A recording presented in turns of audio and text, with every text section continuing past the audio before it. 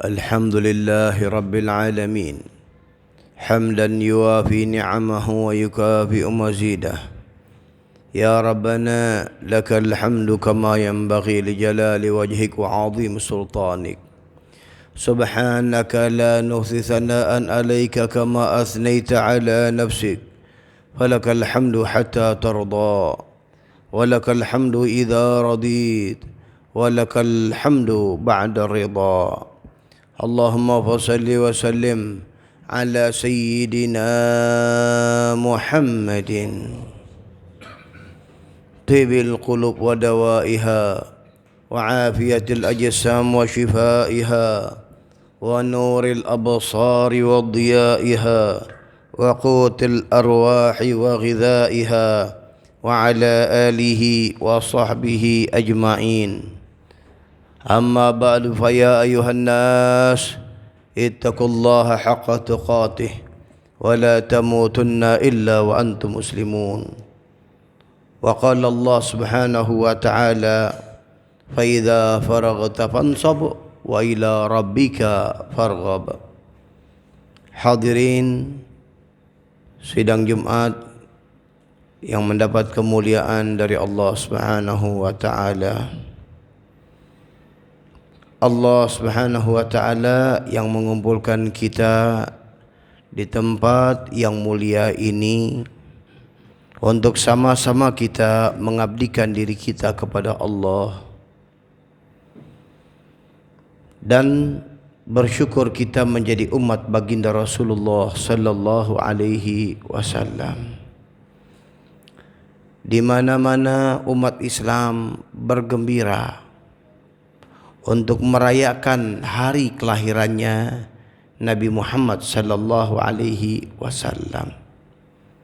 Bergembira terhadap hari kelahirannya Rasul sallallahu alaihi wasallam ini sangat terpuji.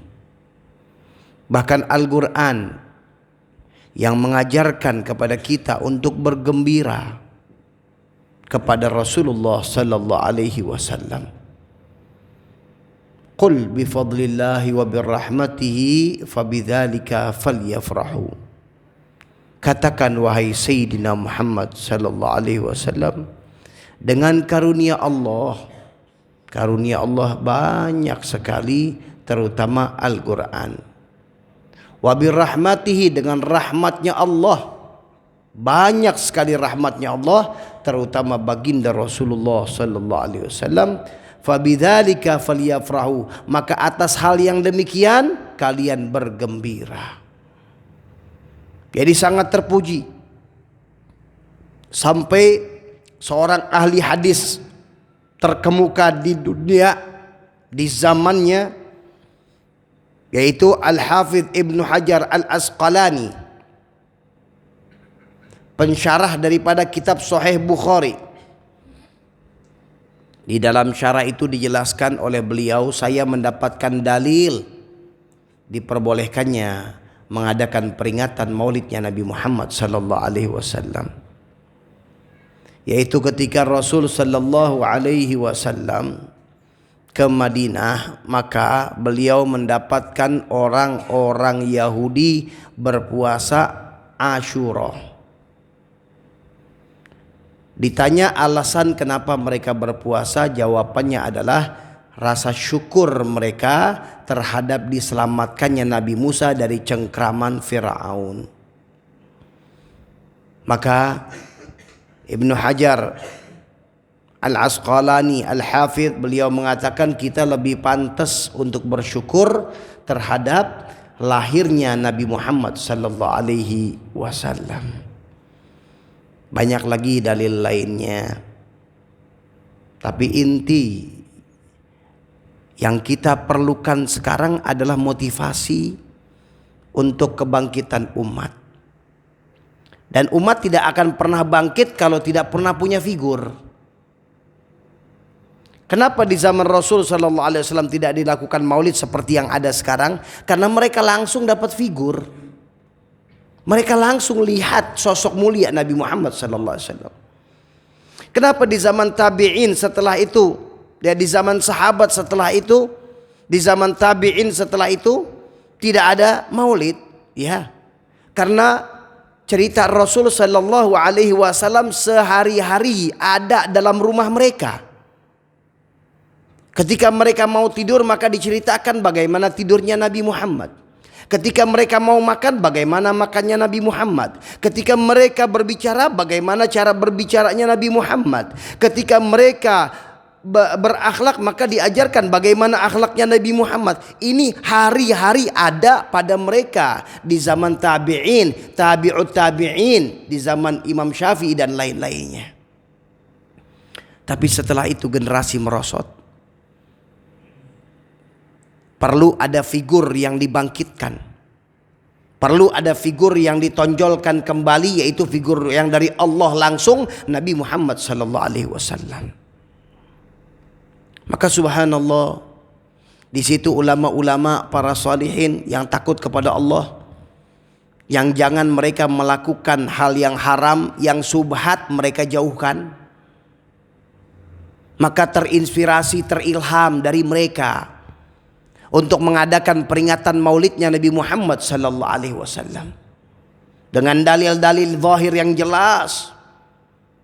Dan selain daripada dalil yang zahir adalah mereka adalah orang-orang yang punya hubungan khusus kepada Nabi Muhammad sallallahu alaihi wasallam. Mereka orang-orang yang punya kesetiaan kepada Nabi Muhammad sallallahu alaihi wasallam. Mereka yang menjadikan dirinya bukan untuk pribadi tapi robot apa yang diinginkan untuk Nabi Muhammad sallallahu alaihi wasallam. Maka dari mereka Allah kasih ilham untuk menjalankan, membangkitkan umat. Hadirin rahimakumullah, secara dalil yang zahir sudah jelas. Bahkan ulama-ulama khusus kita banyak yang mereka ini mengkhususkan dirinya memperbanyak selawat kepada Rasul sallallahu alaihi wasallam, sehingga mereka tidak melakukan sesuatu kecuali mereka ada petunjuknya. Bukan nafsu yang mereka lakukan, tapi petunjuk dari Allah Subhanahu wa taala. Kebangkitan umat harus ada figur. Dan di akhir zaman akan datang itu semua. Mau tidak mau, senang tidak senang, akan datang kebangkitan umat kembali dibawa oleh daripada dzurriyyah keturunan baginda Rasul sallallahu alaihi wasallam, yaitu Imam Mahdi. Siapa pengikut Imam Mahdi kelak? Pengikut Imam Mahdi kelak adalah orang-orang yang sudah melucuti keinginan pribadinya, beralih mengambil apa yang diinginkan oleh kekasihnya Sayyidina Muhammad sallallahu alaihi wasallam. Apa yang diinginkan oleh Rasul sallallahu alaihi wasallam itulah yang mereka lakukan. Di tengah-tengah zaman yang banyak rusak, di tengah-tengah zaman yang banyak dengan kehancuran, dengan kelemahan, dengan kebodohan, dan dengan kerusakan akal, kerusakan cara berpikir. Berapa banyak cara berpikir berversi-versi. Ada versi liberal, ada versi kapitalis, ada juga versi yang dibuat oleh baginda Rasul sallallahu alaihi wasallam dari Allah, yaitu versi syariah. Tinggal pertanyakan diri kita, sudah sejauh mana versi syariah memenuhi cara berpikir kita. Maka akan datang satu zaman, yang zaman ini adalah menjadi zaman yang istimewa. Zaman yang Allah Subhanahu wa taala kembalikan kepada zaman yang seperti ada di zaman sahabat, yang mereka mengucapkan Allahu Akbar, maka goyang musuh-musuh mereka. Kembali kejayaan yang baginda Rasul sallallahu alaihi wasallam ucapkan dalam lisan mulia beliau, nusirtu birra'bi masirata syahrin, aku diberi pertolongan oleh Allah dengan gemeternya musuhku jarak 1 bulan sebelum pertempuran. 1 bulan sebelum pertempuran di zaman dahulu sahabat itu musuh-musuh mereka sudah kabur, sudah gemeter. Tidak peduli mereka banyak jumlahnya, mereka sudah gemeter duluan. Banyak, bahkan diceritakan dalam sejarah berapa banyak mereka ketika berhadapan dengan umat Islam disamperin, ternyata mereka sudah kabur. Banyak sejarah itu. Ini semua dunia Allah yang main. Dunia yang menggerakkan Allah, tidak ada kekuatan negara fulan tidak ada. Yang ada kekuatan Allah. Apakah kita garap kekuatan Allah menjadi kekuatan yang ada pada diri kita umat Islam? Ini yang perlu kita pertanyakan. Apakah kekuatan logika lebih mendahului daripada kekuatan iman? Bukankah kita punya versi di dalam cara berpikir? Syariah telah menggariskan dan mengajarkan kita di dalam cara berpikir.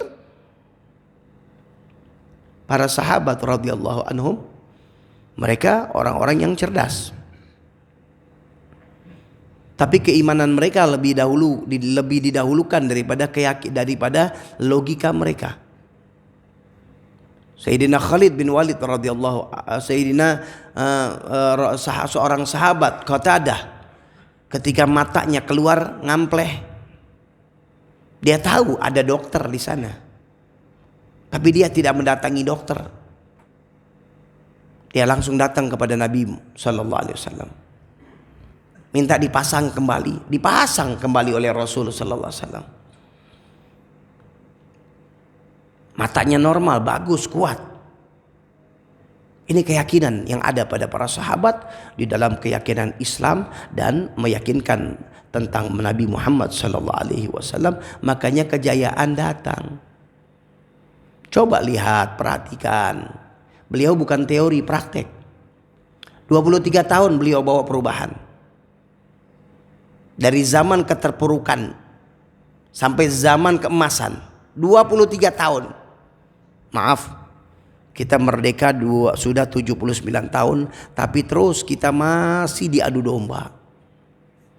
Terus kita masih sibuk musuh satu dengan yang lain. Hati terus dirusak. Isu datang kembali. Dulu isu tentang adanya Nabi, isu adanya Tuhan, isu adanya Jibril, isu tentang macam-macam lagi, isu tentang nasab. Entah judul apa lagi, yang semestinya kita umat Islam sudah dewasa menghadapi hal seperti ini. Tapi terus kita diobok-obok. Hadirin, di zaman Rasul sallallahu alaihi wasallam bukannya tidak ada perpecahan adu domba. Di zaman Rasul sallallahu alaihi wasallam itu dipancing banyak, tapi tidak laku. Tidak laku itu semua. Karena Islam mengajarkan kita baik sangka. Islam mengajarkan kita tabayun. Islam mengajarkan kita saling sayang menyayangi. Siapapun mereka, walaupun mereka orang-orang fasik, walaupun mereka orang-orang yang tidak benar, asalkan mereka muslim, maka innamal mu'minuna ikhwah. Sungguhnya muslim dengan muslim itu seperti saudara kandung. Artinya kalau di sana ada orang soleh, kita deketin, kita belajar, kita ambil ilmunya, kita ikuti jalannya. Dan apabila kita lihat di sana ada saudara kita maksiat, deketin, ajak, rangkul, sadarkan mereka. Berapa banyak mereka itu karena terkacaukan oleh keadaan dan tidak ada informasi yang masuk bagus kepada mereka tentang nasihat agama. Maka dari itu, mudah-mudahan Allah Subhanahu wa taala membangkitkan kita semua dengan motivasi adanya peringatan-peringatan Maulid. Ambil, karena apa yang keluar dari cara berpikir kita adalah apa yang masuk di dalam mata dan telinga kita.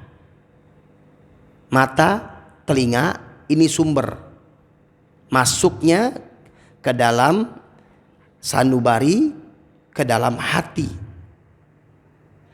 Masuknya ke dalam otak, ke dalam hati. Maka apa yang keluar di dalam pembicaraan kita adalah apa yang masuk di dalam diri kita. Maka itu bagaimana untuk kita membentuk cara berpikir kita, berpikir syariah. Maka banyak-banyak dengar tentang Nabi. Banyak-banyak dengar tentang pengajian agama. Dari sumber yang bisa terpercaya, dari sumber yang bersanad kepada guru-guru yang sebelum-sebelumnya. Hadirin rahimakumullah. Mudah-mudahan kita semua dapat menggembirakan Nabi Muhammad sallallahu alaihi wasallam, dapat membuat senyum Nabi Muhammad sallallahu alaihi wasallam. Di zaman-zaman yang seperti ini tidak kosong dari mereka orang-orang yang senantiasa setia kepada Rasulullah sallallahu alaihi wasallam. Di zaman-zaman sekarang masih banyak orang-orang yang terus dalam kehidupan mereka tidak ada keinginan lain kecuali menggembirakan Nabi Muhammad sallallahu alaihi wasallam dengan menjaga umatnya, dengan terus semangat mengarahkan umatnya untuk mendapatkan petunjuk dan panjang umur sehat afiat ketika datang waktunya dalam keadaan husnul khatimah. Mudah-mudahan Allah maafkan dosa kita, jadikan ilmu kita manfaat, jadikan hati kita senantiasa hati yang luas di dalam apa yang diinginkan oleh kekasih kita Nabi Muhammad sallallahu alaihi wasallam. Amin ya rabbal alamin. Ibadallah, Allah subhanahu wa ta'ala yaqulu biqawli yahdal muhtadun. Bismillahirrahmanirrahim. Inna a'tainakal kautsar fasalli li rabbika wanhar inna syani'aka huwal abtar. Barakallahu li wa lakum bil Qur'anil azim wa nafa'ani wa iyyakum minal ayati wa dzikril hakim wa taqabbala minna tilawatahu innahu samiul alim fastaghfiru innahu huwal ghafurur rahim.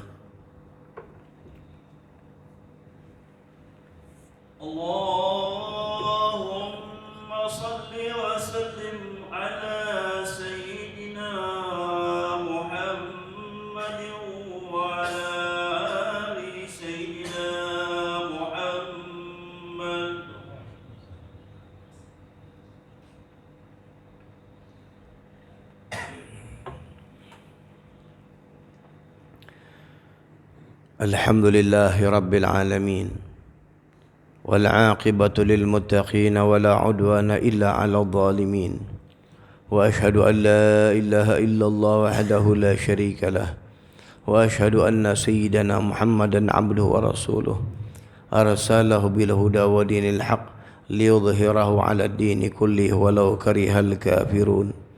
Allahumma salli wa sallim ala sayyidina Muhammadin salatan taghfiru biha dhunub wa tuslihu biha al-qulub wa tantaliqu biha al-'usub wa talinu biha as-su'ub ala alihi wa sahbihi wa man ilayhi mansub. Amma ba'du, fa ya ayuhan nas ittaqullaha haqqa tuqatih wa la tamutunna illa wa antum muslimun. Wa'alamu anna Allah subhanahu wa ta'ala amarakum bi amrin bada fihi min nafsi wa thanna bi malaikatil musabbihati bi qudusih faqala ta'ala wa lam yazal qailan alima inna Allah wa malaikatahu yusalluna 'alan nabi يا أيها الذين آمنوا صلوا عليه وسلموا تسليما. اللهم صل وسلم على سيدنا محمد وعلى آل سيدنا محمد كما صليت على سيدنا إبراهيم وعلى آل سيدنا إبراهيم وبارك على سيدنا محمد وعلى آل سيدنا محمد كما باركت على سيدنا إبراهيم وعلى آل سيدنا إبراهيم في العالمين إنك حميد مجيد. وارض اللهم عن أصحاب رسول الله خصوصا الخلفاء الراشدين سيدنا أبو بكر عمر وعثمان وعلي وستة الباقين ورضي الله عنهم أجمعين. اللهم اغفر للمسلمين والمسلمات والمؤمنين والمؤمنات الأحياء منهم والأموات يا قاضي الحاجات ويا كافي المهمات يا رب العالمين. اللهم عافنا واحفظنا وانصرنا وفرج عنا والمسلمين. اللهم أصلحنا وأصلح من في صلاحه صلاح الإسلام والمسلمين ولا تهلكنا وأهلك من في هلاكه صلاح الإسلام والمسلمين. اللهم ادفع وارفع عنا وعن المسلمين الأذى والبلاء والغلاء والزنا والزلازل والفتن والمحن ما ظهر منها وما بطن برحمتك يا أرحم الراحمين يا أرحم الراحمين يا أرحم الراحمين. عباد الله إن الله يأمر بالعدل والإحسان وإيتاء ذي القربى وينهى عن الفحشاء والمنكر والبغي يعظكم لعلكم تذكرون فاذكروا الله العظيم يذكركم واشكروا على نعمه يزدكم ولذكر الله أكبر.